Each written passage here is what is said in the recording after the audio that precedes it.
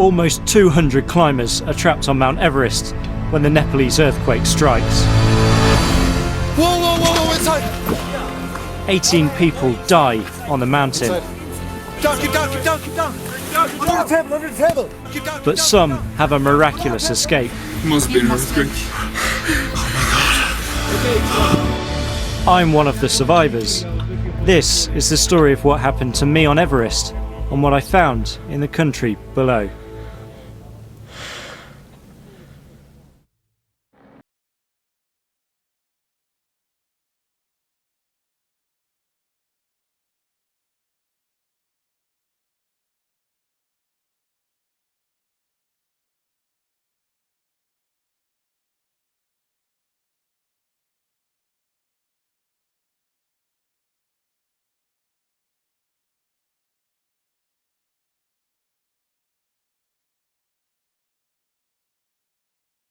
And this is the view from my office. I'm here to film the British Army Gurkhas as they try for the summit. So we're now heading over to the Gurkha expedition tent. They're a very friendly bunch, so we're going to say hello to them.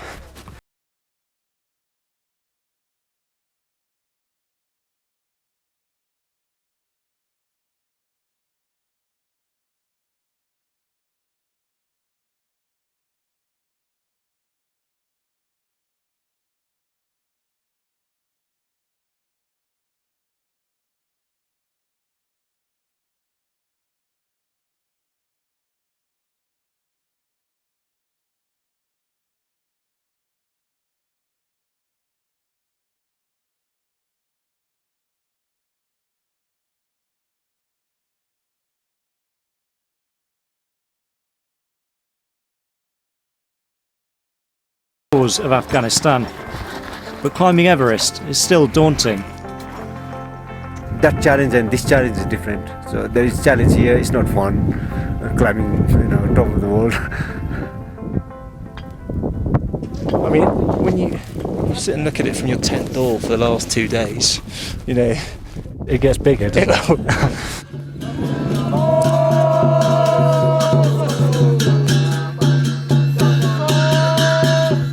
The Sherpas are our guides and protectors.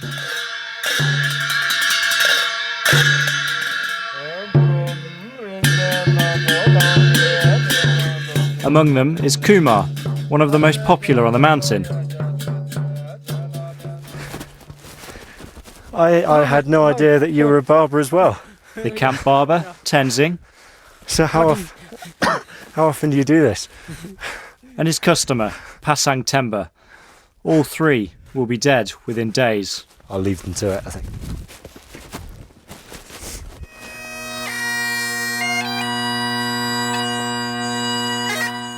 The next staging post is Camp 1. To get there, we have to go through the infamous icefall. 16 Sherpas died there last year. The Gurkhas take a moment to pay their respects before we set off from base camp.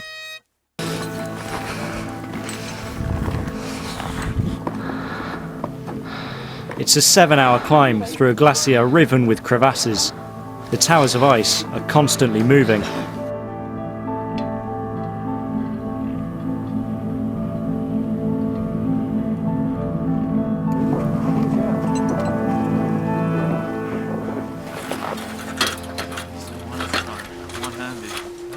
The Khumbu Icefall is split into loads of different crevasses, and a way of getting across the crevasses is these ladders. There's quite a big drop down there.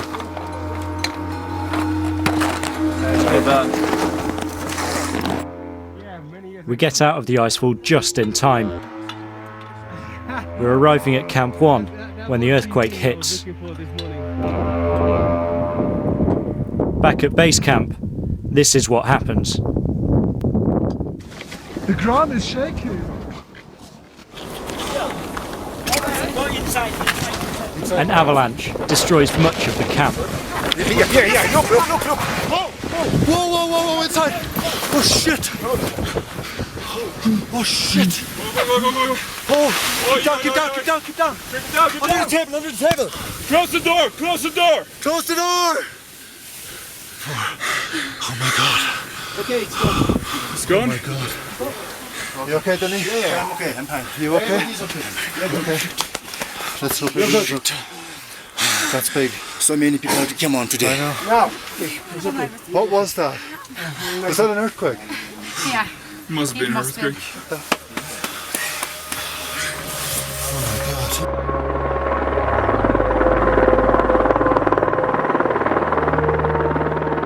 18 people die at base camp. These news pictures show how the injured were rescued and how the most severely injured were airlifted out. But up at Camp 1, we have no idea what's happening.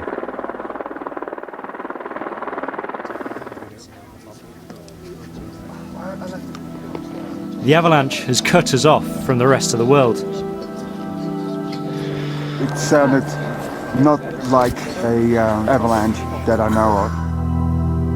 More along the line of like a lot of avalanches coming from all directions all at once. And then the whole ground started to move. Everything started to shake and shake and shake and shake. It's the worst disaster in the mountain's history, and we're trapped halfway up it. The avalanches keep coming. The ones below us are not dangerous, the ones above are. Our guide shouts a warning each time. one below, one above. You can hear the snow and ice thundering down the mountain. Two below, one above. Take a picture of me looking scared in the tent if you want, but you don't have to, honestly. Turn the camera around and look at me. I never felt the ground wobbling before yesterday.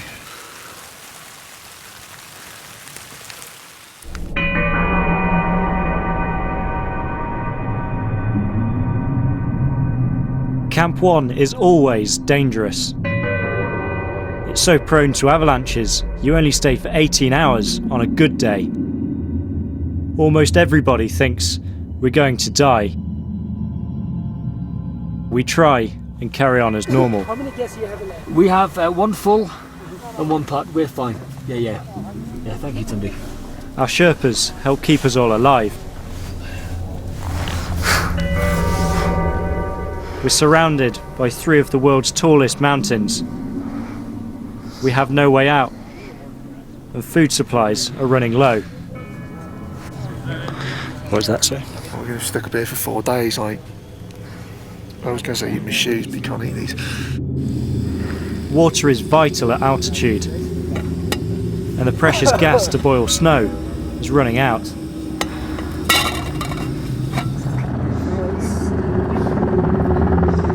It's 24 hours before we see our first helicopter. A few climbers are rescued. Then the weather closes back in. The Gurkhas take control. I think if we draw up a list of who's getting out and when, chopper-wise, then we can have a look at who's remaining. We're stuck for another 24 hours as avalanches come down.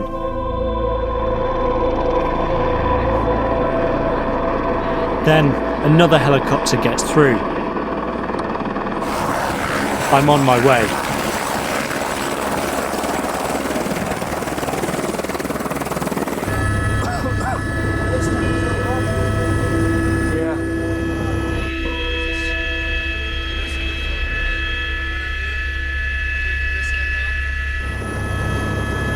I get my first glimpse of what was base camp.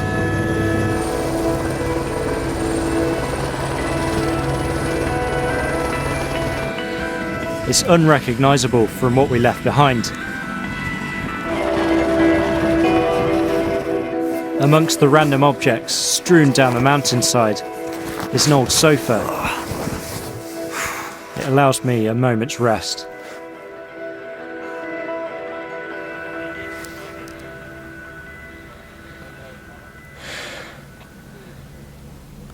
It's the most ridiculous situation I've ever been in.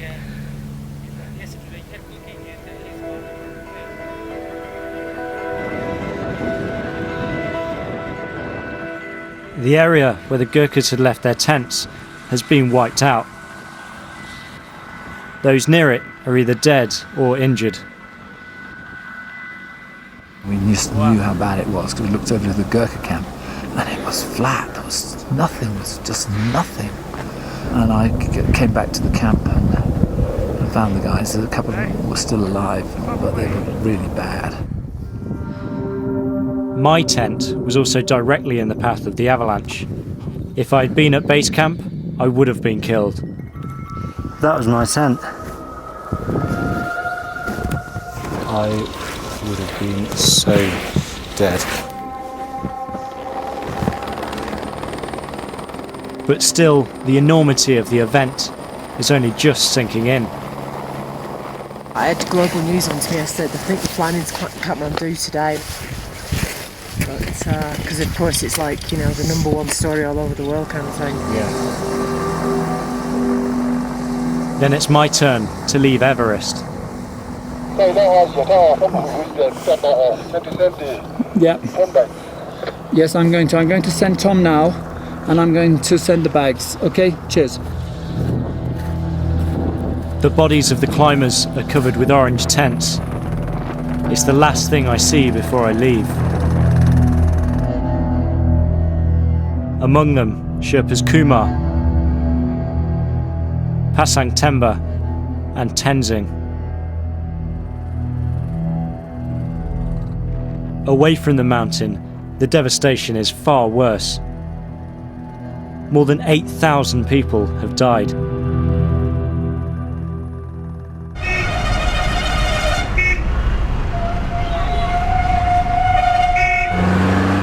This is Nepal's capital, Kathmandu, a month after the earthquake.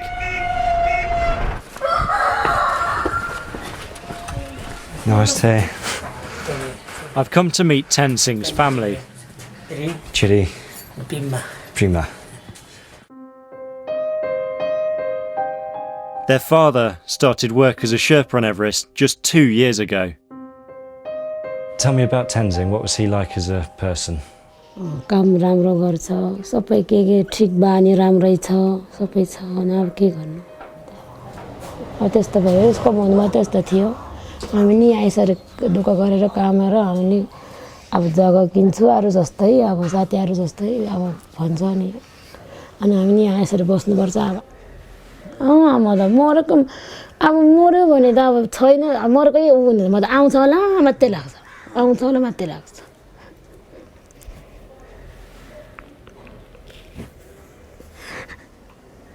मर्न होला फर्केर आउँछ मात्रै लाग्छ आगो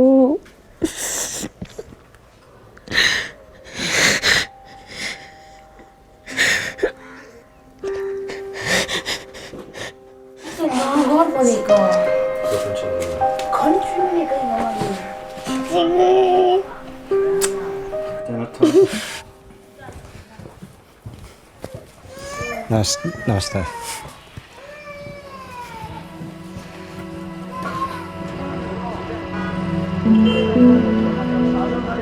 Whole neighbourhoods have been reduced to rubble.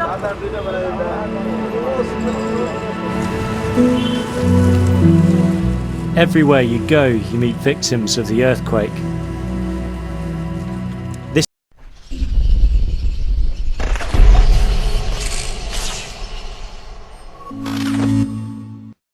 This is the spot where 7 of Amila's family members died. They were redecorating their home when the earthquake struck.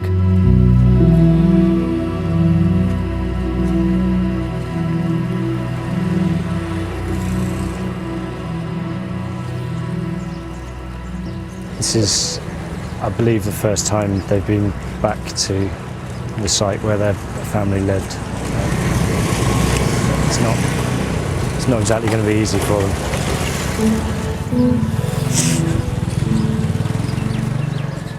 Amila has lost her mother, her grandmother, her sister, 2 brothers and 2 nieces. How will you continue with life after this? के गर्ने भन्ने अब पढे लेखेको भए पो जागिर खानी भन्ने जागिर गर्ने भन्ने न पढाइ लेखाइ छ न सिप छ के भनेर हाम्रो लाइफमा के नै हुन सक्छ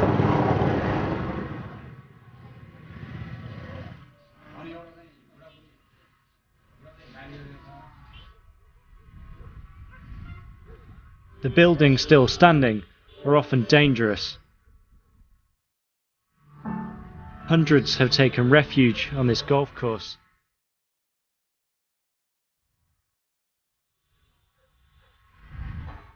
Many rely on charity and foreign aid.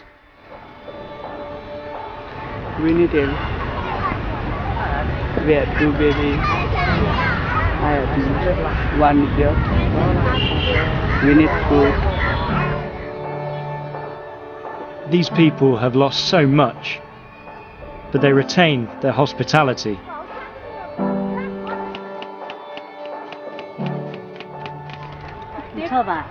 I'll try some, but it's yours. All right.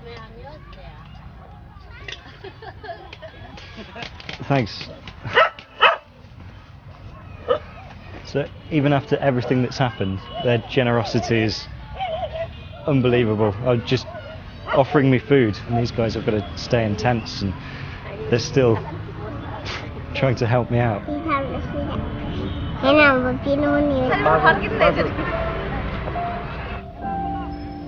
If anyone can put this country back together, it's these people.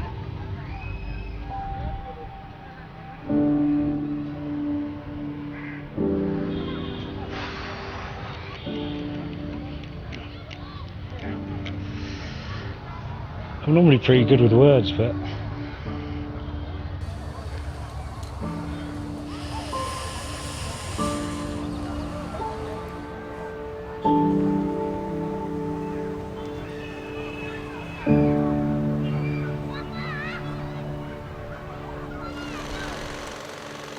it's not just Kathmandu that has been devastated.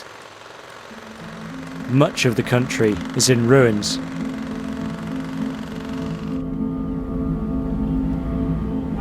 I'm heading out of the city with the British Army.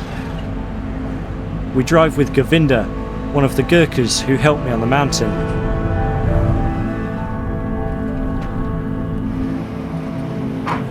So at the moment we're trying to catch up with a couple of Gurkha Land Rovers to go to the village of Preeti to deliver aid.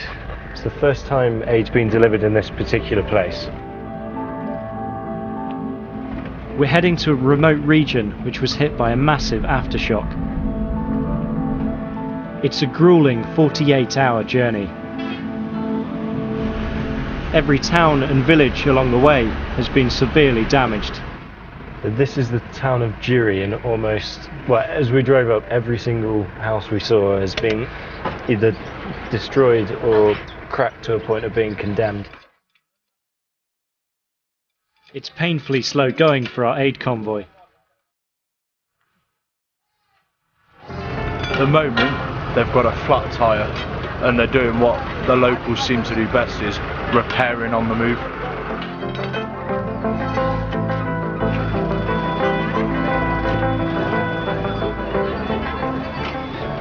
So what we're planning on doing is going out to this area for 2 days. And that will give the Gurkhas a chance to work out exactly how much damage there is and what they can do to help the people there, and us a good opportunity to see how they do it. And we've stopped already.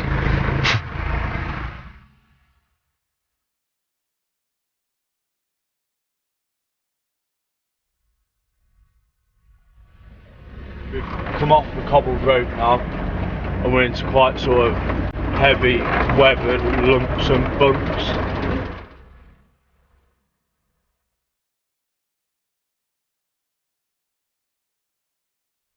As the roads get worse, the aid lorry struggles to make it up many of the hills.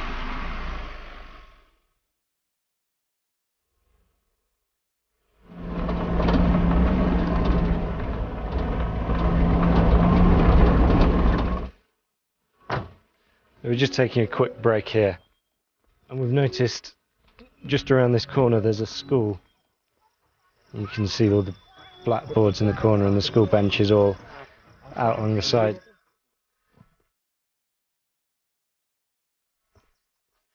A few kids have come to say hello.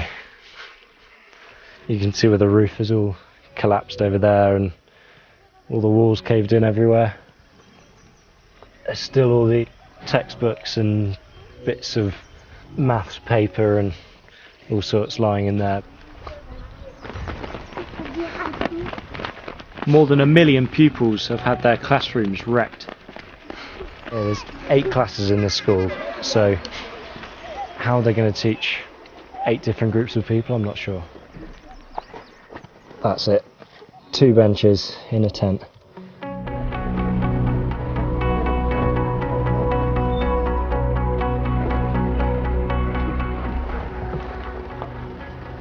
They're in another destroyed village.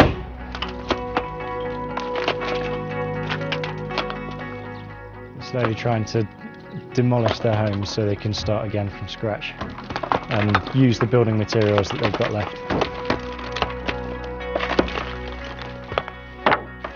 At the end of this road you could probably walk for 5 days and still be finding new villages, which is why it's so difficult to get aid to places and why the Nepalese people have to be so resourceful themselves to actually create somewhere to live.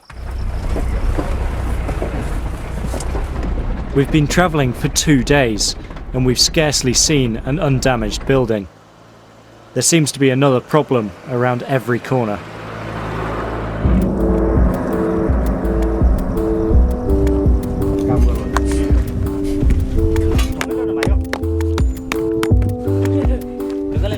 The Nepalese people are rebuilding the country stone by stone. The further we go away from the main road, the more people are helping themselves. And this is rebuilding the road so more supplies can get to them, so more people can help them. It's quite ingenious the way they make it. They just hammer rock straight on top of the dirt.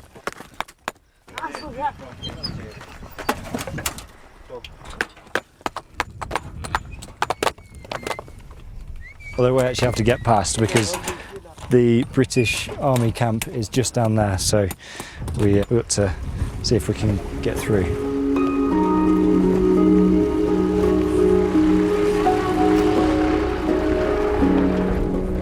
We're just heading on the final stretch to the village of Preeti.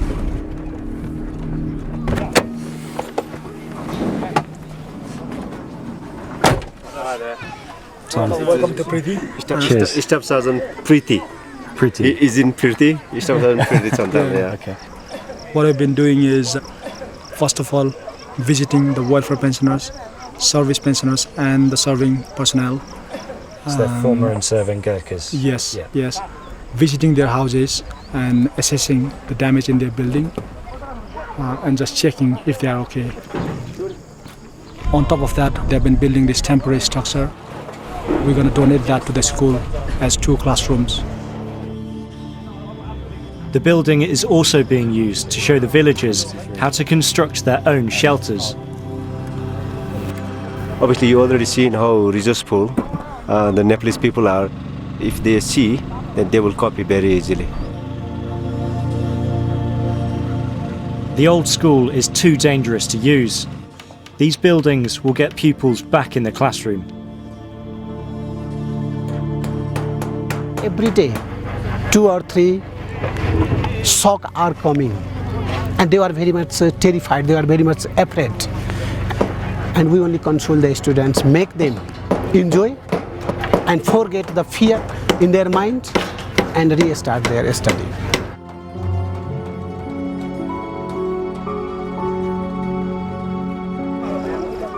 The Gurkhas give materials to the families of soldiers to help them put up shelters. But it's a race against time. The monsoon rains will soon make building impossible. 1,400 houses have been checked in the area. Not a single one is safe to live in.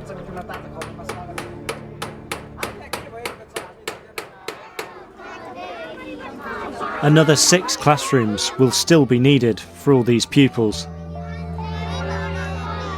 Here 2-3 class students sitting under that tent.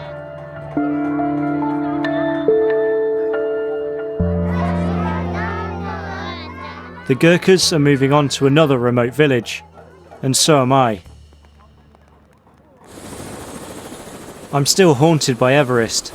There's one last thing I need to do. I want to visit the family of Kumar, another of the Sherpas who died on the mountain.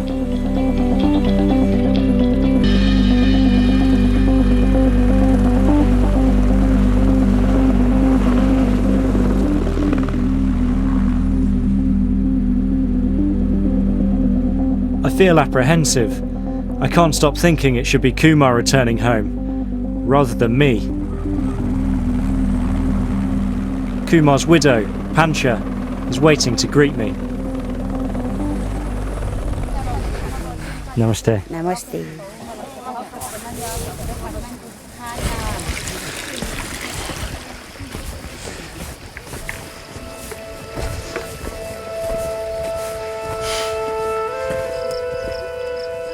We walk 2 miles up the valley.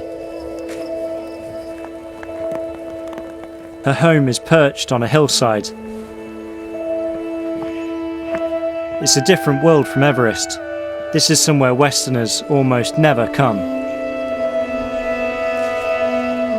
How did you find out the news Kumar had been killed?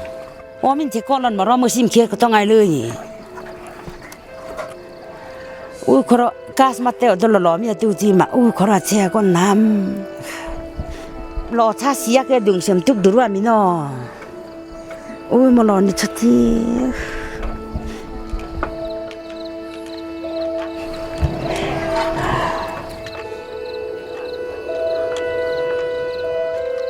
Pancha is surrounded by her family, but there's obviously a deep, entrenched sorrow. Despite all that they're going through, I'm still offered food and a place to stay overnight. Once again, I'm touched by their hospitality.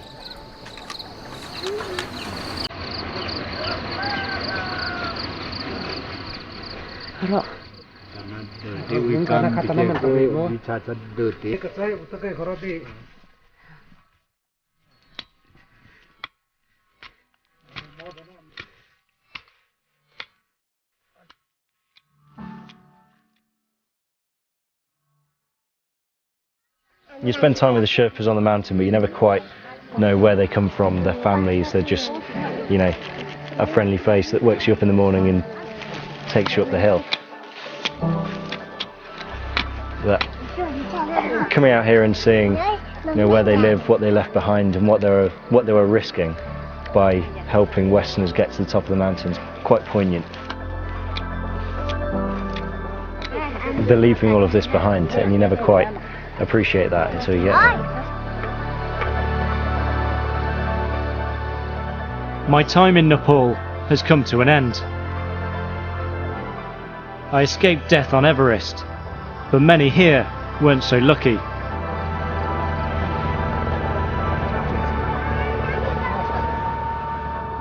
And for those left behind, the struggle to rebuild their country is only just beginning.